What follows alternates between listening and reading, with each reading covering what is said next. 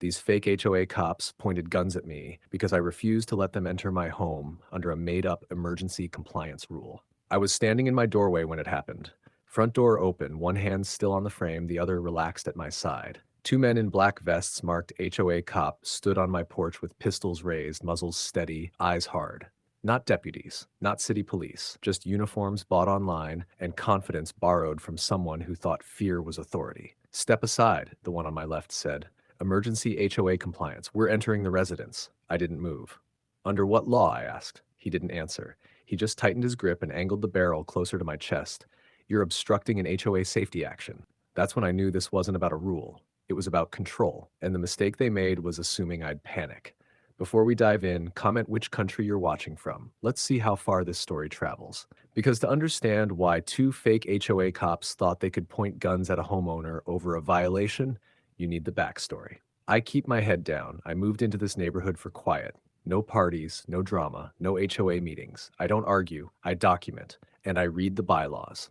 A month after I moved in, the HOA rolled out something they called the Emergency Compliance Access Rule. According to the notice, any home deemed a community safety concern could be entered by HOA security without notice. No warrant, no court order, just a clipboard and confidence. The trigger? My exterior security camera. They said it faced the street and posed a privacy risk. What they meant was it recorded everything, including the late-night knock attempts, the parked cars idling too long, and the quiet pressure campaigns that make people comply. I replied in writing, cited state law, cited the HOA's own bylaws, requested a vote record for the ordinance. There wasn't one. The reply didn't come back from legal. It came from the Vice President, Linda Hartwell. Final. Compliance inspection scheduled. Non-compliance will result in enforcement. After that, the escalation started.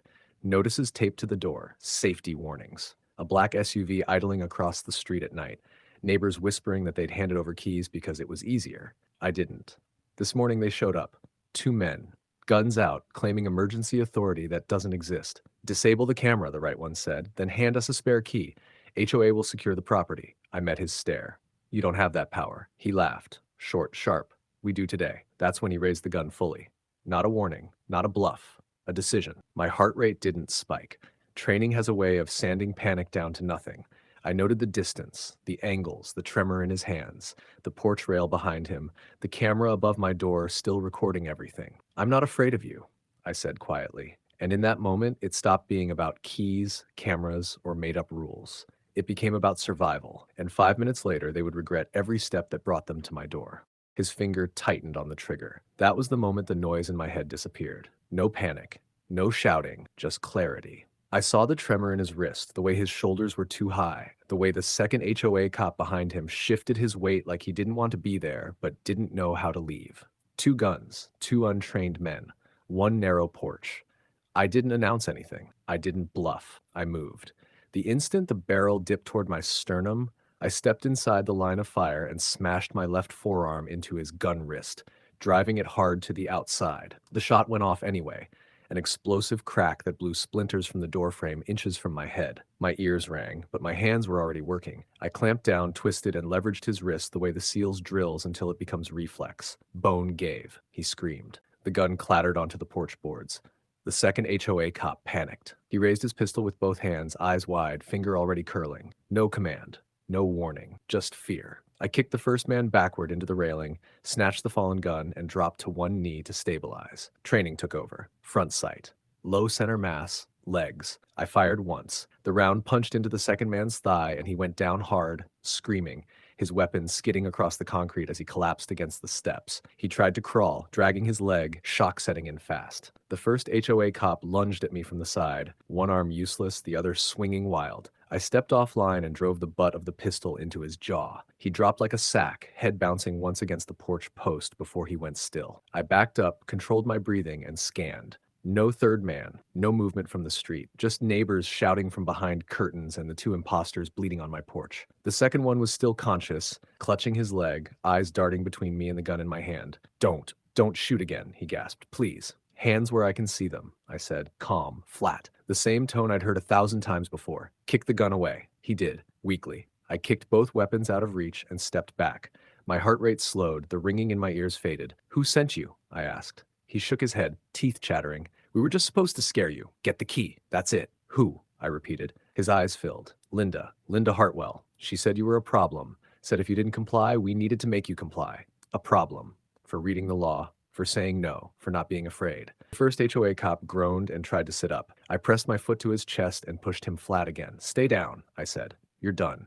I pulled out my phone and dialed 911, never taking my eyes off them. 2 armed men attempted an illegal forced entry, I said. Shots fired in self-defense. Suspects down. Send police and medical. When I ended the call, the second man was crying openly. We didn't know, he sobbed. We didn't know you'd fight back. I looked at both of them, bleeding, broken, stripped of borrowed authority. You didn't know, I said quietly, because you never asked the right question. Red and blue lights began to paint the street, and that was the exact moment they understood what those 5 minutes had cost them. If you're enjoying this HOA story so far, like and subscribe, because the story is only going to get better. The sirens reached my street fast. Red and blue lights washed over the houses as patrol cars boxed in the block from both directions. Doors opened. Officers stepped out with weapons drawn, voices sharp and controlled. They took in the scene in seconds. 2 men bleeding on my porch, one unconscious, one screaming and clutching his leg, both guns kicked far out of reach. Hands up, step away from the porch, an officer ordered. I complied immediately. Slow, deliberate, palms open, no sudden movement. Years of training kicked in without conscious thought. They moved past me and secured the suspects first. One officer pinned the conscious one's shoulders while another applied a tourniquet. The screaming never stopped. Pain has a way of stripping authority faster than any badge ever could. When they turned back to me, a sergeant stepped forward. Are you armed? Not anymore, I said evenly. Any weapons on you? No. He nodded. ID. I waited for permission, then reached exactly where instructed and handed it over. My military ID sat on top. The sergeant looked down, then up, then back down again. His posture shifted. Not impressed, not intimidated, just aware. Navy SEAL? He asked quietly. Former, I replied. Honorable discharge. That was it. No applause, no questions, no commentary.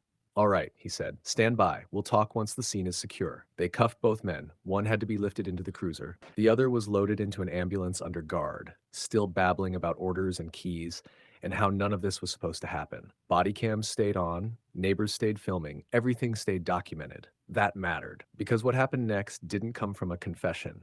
It came from paper.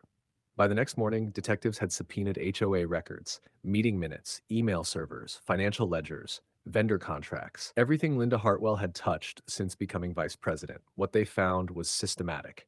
The security ordinance had never been voted on, never recorded, never filed, but dozens of homeowners had already surrendered keys, and those keys had been logged, cataloged, and used. Homes entered during inspections, valuables moved, cash missing, prescription meds gone, complaints dismissed. Linda hadn't wanted security. She wanted access.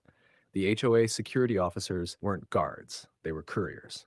Muscle. Disposable intimidation tools who never asked why they were always sent to homes whose owners questioned her authority. My refusal didn't threaten her power. It threatened her operation. That's why she escalated. That's why she sent them armed. That's why she wanted fear instead of compliance. 2 days later, Linda Hartwell was arrested at her office. No dramatic confrontation, no shouting, just handcuffs, evidence boxes, and a long walk past neighbors who finally understood why things had felt wrong for so long. The charges stacked fast: conspiracy to commit armed intimidation, impersonation facilitation, illegal entry coordination, theft through abuse of authority, reckless endangerment. She took a plea: 12 years in state prison, $284,000 in restitution, permanent ban from holding any HOA position anywhere. The 2 fake HOA cops didn't fare better. One pled guilty to aggravated assault with a firearm and impersonating authority, 8 years inside.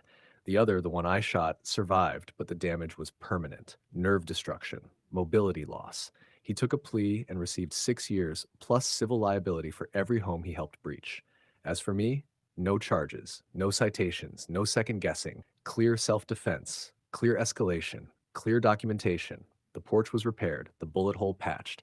The neighborhood went quiet again, the way it should have been from the start. And every time I step onto that porch now, I remember one simple truth. Authority only works when people are afraid to question it, and fear dies fast when it meets someone who knows the law, the limits, and exactly when to stand their ground. The end.